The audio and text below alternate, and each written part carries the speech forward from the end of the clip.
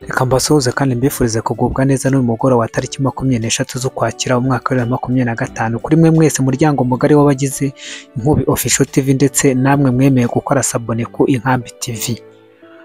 Igihe kirageze kugira ngo Repubulika Iharanira Demokarasi ya Kongo yiyomekeho u Rwanda, dore ko n'ubundi rusanzwe rungana n'umudugudu umwe wa hano muri Kongo. Aya ni amagambo yatangajwe na Fiston Baranganayi, uyu nguyu akaba ari umujyanama mu by'itumanaho wa Perezida Faci Beto. Turayagarukaho. Twangiza mayiningi, abashinwa barimo barashinja M23 kwiba zahabu nibura ihagaze hafi miliyari 100 z'amafaranga y'u Rwanda. Ni mu gihe mu Burundi Perezida Neva yamaze gukorera inzira ku murima abantu bamaze kwanga kujya gufata peteroli, nyamara igihugu cyarayizanye ikenewe, ariko abafite amasitasiyo bakanga kuyifata. Bityo rero akaba yamaze kubagabisha yuko hari ibyemezo leta igiye gufata. Iyi ni Inkubi Official TV, bahaye ikaze muri mugoroba wa tariki 23, nongera kubifuriza kugubwa neza aho muherereye hirya no hino, haba muri Afurika, mu Burayi, Aziya na Australia, Leta Zunze Ubumwe za Amerika, abari mu bihugu byo mu karere k'ibiyaga bigari, mwese babwira ngo mukomeze kumererwa neza naho muri ndetse n'ibyo murimo. Reka dutangire gutya. Ucuta ubwoko nicukeye utarashikira kuko turi mu nzira tujayo. Abarundi n'imbura bugirire igitoro cyabonetse kiruzuye, tubwiye mu station tuti ngo mutori igitoro ngo nta mahera nifitiye. Mbwira uwo muntu wibatse station atagira amahera gusa kubera bari barakigize urudandazwa rw'ubusuma, ubu barababaye. Mbwira abafisa ba station bose ntibagende gutora igitoro muri sope kiruzuye. Mugabo batagwe kuvuga ngo nta mahera nigirira, yubatse station bwira tuze twirabarabo kubera umutima mubi bahora bacuruza igitoro c'amagendo, bahora baciba, barababaye, ntibashaka kwigitoro kuja mu bene gihugu.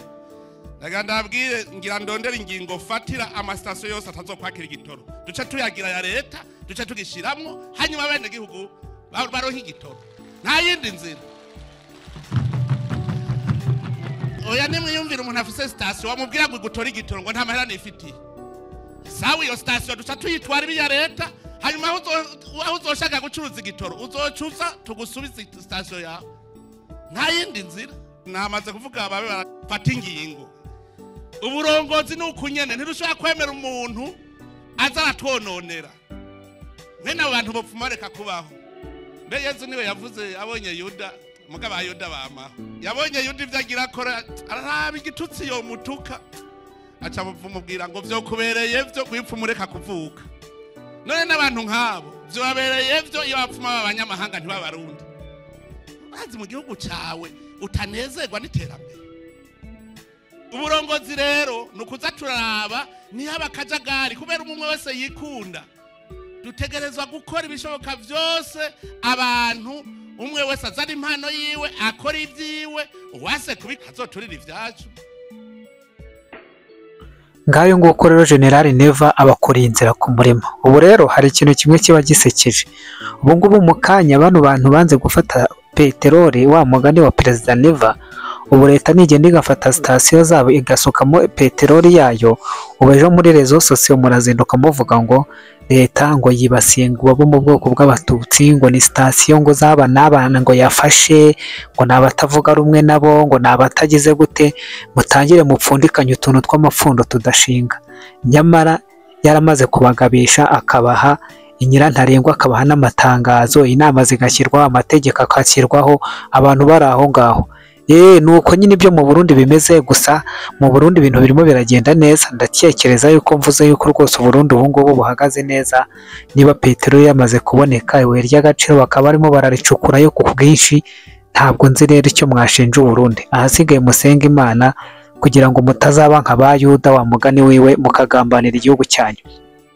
Twangiza mayiningi, Umushinwa arashinja M23 kwiba zahabu nibura ibiro bikabakaba 500 bya zahabu byibwe kuva mu kwezi kwa gatanu kugeza muri aya mezi. Hano hari ikibazo naje kwibaza. Kuki Umushinwa atangaje ibingibi mu gihe abona M23 bari kuyihata ibibando n'amahiri? Ni ukubera iki mbere hose atari yarabitangaje? Nkuko amakuru avayo abigaragaza, aravuga yuko M23 ifashijwe na bamwe mu bakozi batwangiza mining bibye zahabu igifite agaciro ka miliyoni 70 z'idolari. Ni ukuvuga ngo naka bakaba hafi miliyari 100 z'amafaranga y'u Rwanda. Aya mabuye akaba yaribwe kuva mu kwezi kwa gatanu kugeza ubu ngubu. Ariko ikibazo cyo kwibazwaho kuki Ubushinwa butangiye gutangaza aya makuru ari uko bubonye M23 bayiriho nabi, ahubwo hari ikintu kimwe nabonye. Ntabwo ari uko aya mabuye bayibye, ahubwo Abashinwa bamaze kubona ko M23 nta bori kirimo, bamaze kubona yuko nta mari kirimo, barabona yuko nubundi ibimenyetso biri guca amarenga yuko M23 igiye gutsindwa.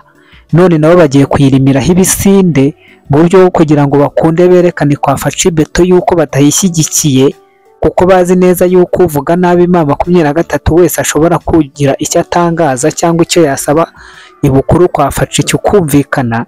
None nabo batangiye kuyihinduka kuko babona yuko nta mari bakiyifitemo, isaha n'isaha bayi yakwirukanwa, yameneshwa, yatsindwa. Noneho rero Ubushinwa kuko ari nyaryenge batangiye gucinya inkoro muri strategy yo kuvuga ngo M23 yibye ibi n'ibi. Kuki batari barabivuze mbere hose?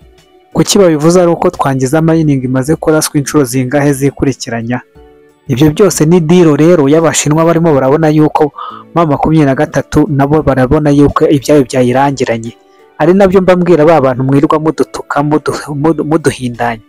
N'abanyamahanga bari barimo barakorana nabyo, barimo barabona yuko ibintu byarangiye. M23 nta kisigaranye, isigaye ku manegeka. Aho umuntu azafata ni nko gufata umuntu uri hejuru, uhagaze hejuru y'imanga ugasundurira epfo iyo ngiyo akarindimukiramo. N'ubundi barabona ari cyo cyerekezo cya M23, kuko mbere hose nta kintu bari barigeze bavuga, ahubwo bafatanyije kwiba. None bibaye bya bindi nyine. Ubwo nuko mvuye aho umujyanama wa Perezida Facibeto, uyu nguyu ndabona yitwa ngo ni Fisto Krisinovich Baranganayi.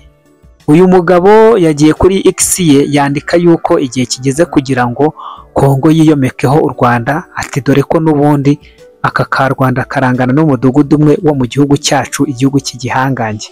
Aya magambo yayavuze asubiza Abanyarwanda bari bamaze kwandika kuri X bavuga ku bigendanye na Facibeto n'abatavuga rumwe cyangwa abagirana imikoranire n'u Rwanda bya hafi bo mu butegetsi bwe, arimo aragenda yigizayo afata afunga umwe ku wundi. Abanyarwanda bo batabyihanganiye bagiye kuri X barashishimura barandika. Mu kwandika rero uyu mujyanama wa Facibeto mu bigendanye n'itumanaho nawe ajyaho arandika arabasubiza ati ubundi ntabwo mujya muvugisha ukuri, muvugisha ukuri kose kuri perezida wacu. Ubwo yavugaga Perezida Tshisekedi.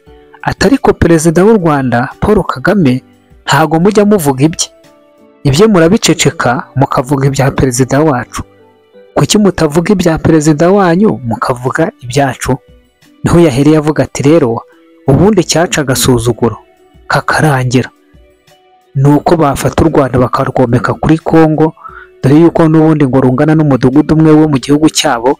Ubwo nabo bakawongeraho nyine ukawundi mudugudu, n'ubundi bajya bavuga ngo wariye ni urya kandi ngo ufite azongererwa. Ubwo aya magambo rero akaba ari amwe mu magambo nabonye yagarutsweho cyane, abantu bavuga bati ibi n'ubundi n'ukwenyegeza umuriro, ibi n'ukwenyegeza umuriro n'ubundi uri hagati y'ibihugu byombi. Kandi ntabwo navuga ko uyu mugabo ngo ni Fisto Krisinovich ari we wenyegeje uyu muriro, ahubwo n'ubundi wari usanzwe waka, byari uguhohora uwari urimo n'ubundi arasamba. Reka rero mbabwire ngo mukomeze kugubwa neza kandi mbifuriza kugira umugoroba mwiza n'ijoro ryiza, murara haryana, nge tuzasubira ejo nk'ibisanzwe. This video is not for to promote any terrorist violence or hurting. Our purpose and target is to inform and to teach, not to hurt anyone wherever. And I repeat that we never made this video for to promote any terrorist or to promote violence or to promote any hurting. And our purpose and our goals is to inform and to teach, not to hurt anyone.